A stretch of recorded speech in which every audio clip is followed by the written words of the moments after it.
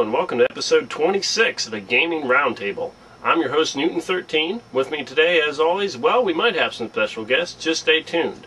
Today we're going to be reviewing Parappa the Rapper 2 on the PlayStation 2. Is this game as epic as the original with catchy songs and just a fun time? Or was it completely dumbed down? Enjoy the show.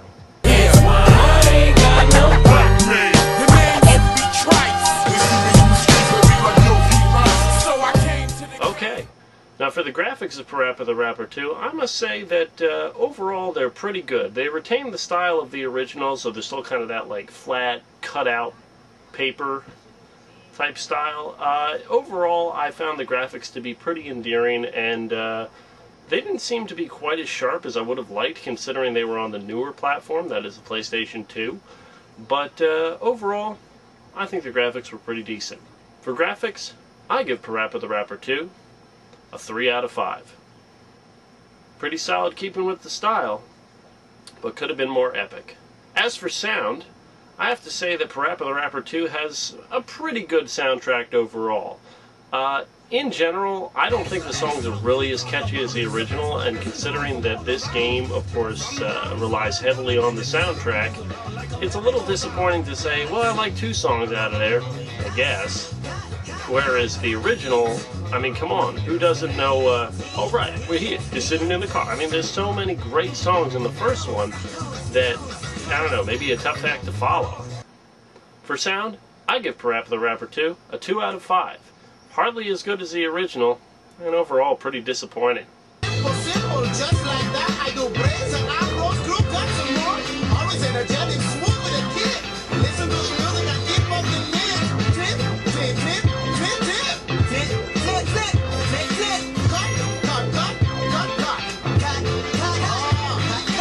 As for gameplay, Parappa the Rapper 2 is a mess. An absolute mess. Now I realize in today's world where you have Rock Band and Guitar Hero and DJ Hero and, well, throw Hero in front of something.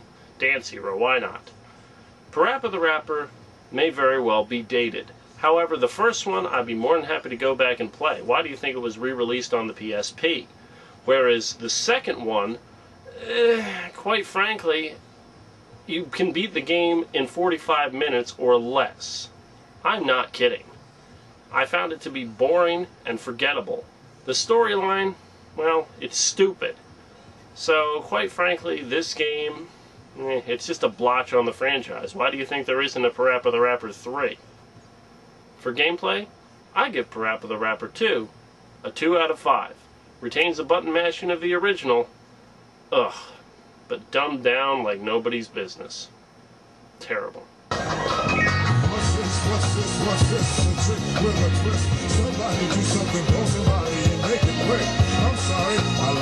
And now it's time to take a trip back in time to our retro reflections with my special guest, Decker Shadow. Decker?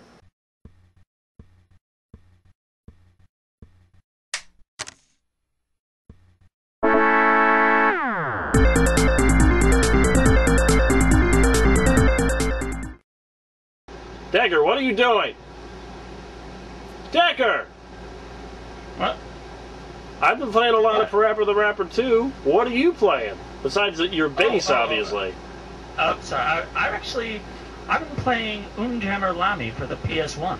Oh, wow. That game's a classic. How does it compare to Parappa the Rapper 2? Well, actually, Jammer Lammy was made by the same studio responsible for the original Parappa the Rapper. And back when it was released, a lot of people considered it the sequel to Parappa the Rapper. It actually utilizes the same basic gameplay style with the Simon Says sort of button pressing. But actually that's where the similarities end, besides, of course, the characters and world and graphic style, I should say. Also, those are the same from the 2 games. But of course, in this one, you don't play as a rapper. You don't play as Parappa. You play as Lammy, who is a rock and roll guitarist. Oh, wow. For instance, one of the similarities in the 2 games is you still have the Onion Sensei as level 1. But in Jammer Lammy, it's actually a dream sequence, and explains a lot of the motivation for continuing on in the game. And one big difference in gameplay between the two, actually, is the fact that in Jammer Lammy, you don't have to beat the game first in order to achieve cool rank. You can, if you're doing well enough, get to you rockin' cool. And then, boom, it's your concert. Awesome. In Parappa the Rapper 2, you can achieve a cool rating without having to complete the game first. That's interesting. Do they give you the same indication, like in Jammer Lammy, that it's up to you to decide what to do now? No, it just seems kind of a surprise, and then all of a sudden you're shoved back if you didn't remember to hit a button. Well, that kind of sucks. Yeah, Parappa the Rapper 2 does kind of suck. Well, surely the music in Parappa the Rapper 2 is okay. I mean, Jammer Lammy really came with a lot of great rockin' beats. I'm sure it was still the same Simon Says setup, so it wasn't anything like you would hear on the radio. But they were fun songs and really catchy. Well, just for you, Decker, I'm going to compare a typical Parappa the Rapper 2 song to an Jammer Lammy standard and let the audience decide which one is really more catchy. See you in a minute, folks.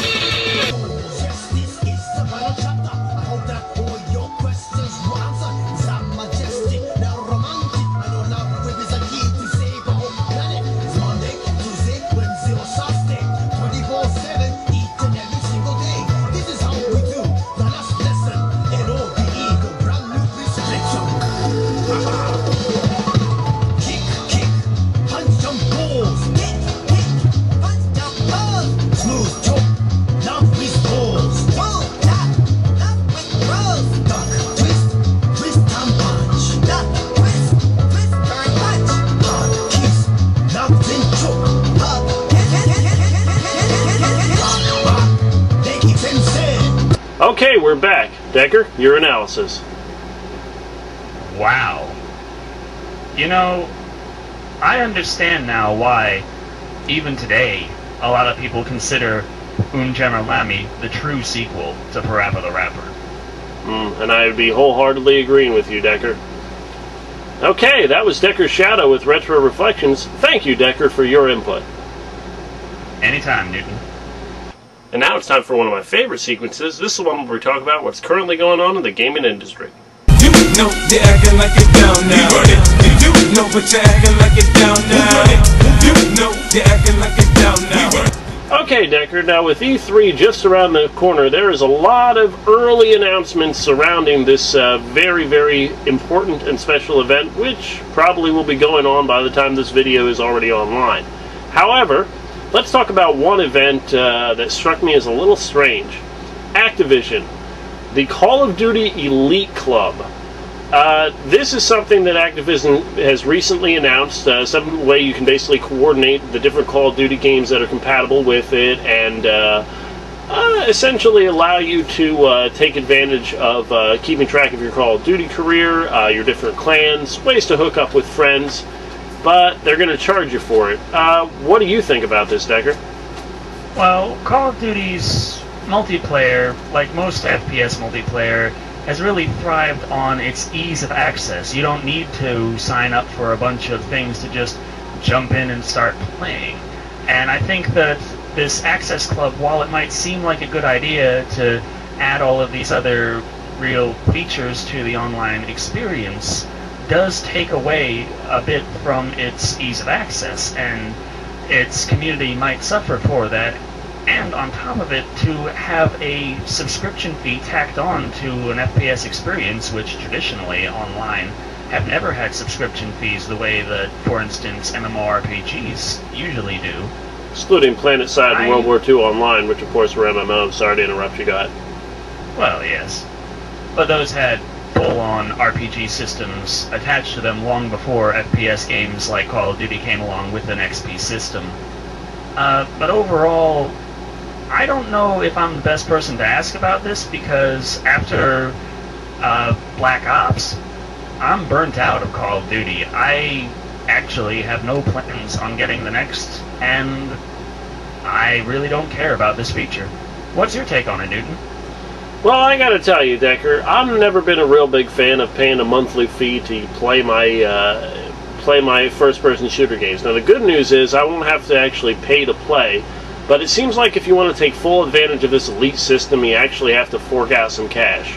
Quite frankly, I already pay enough subscription fees. Paying for Xbox Live, paying for OnLive, which I realize is unrelated to that, but whatever. Paying for potential MMORPGs, World of Warcraft, anybody? The point is, subscription fee on top of subscription fee on top of subscription fee. And now you're telling me a game that I know that I can play for free? If I want to take full advantage of it, I got to give you some money? Forget it, Activision. I'm all for purchasing Modern Warfare 3, although it doesn't look like it's going to be developed by Infinity Ward. I'm watching you. But other than that, the Call of Duty franchise at this point is anymore just looks like it's going to be another excuse for Activision to print money. Sorry guys, subscription fee? No.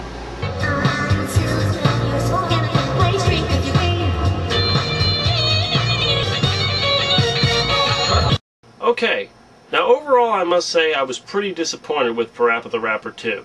I would have liked it to be a much better game. The original was awesome.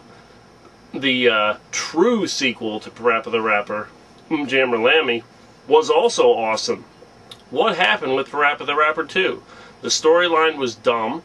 They turned Parappa into a catchphrase spewing mongoloid. I've got to believe! I mean, come on! And then the gameplay, don't even get me started. I remember the challenge of the original songs, besides the fact that they were so catchy. Part of the appeal was the challenge. I'd have to play the song over and over again, and it's like, oh, I really dig this song. Whereas Parappa the Rapper 2, you can play through every single song once, and never go back to it again.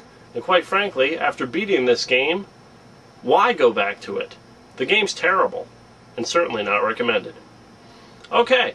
Thanks for tuning in to this episode of the Gaming Roundtable. Next time on the Gaming Roundtable, we're going to be reviewing another game.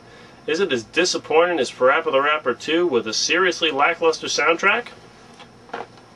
Or could it just be the beginning of an epic franchise? And we'll see you next time. You see now, I don't have time to lose. My customers keep coming in and out. Many demands for people in line. I know what getting here is all about.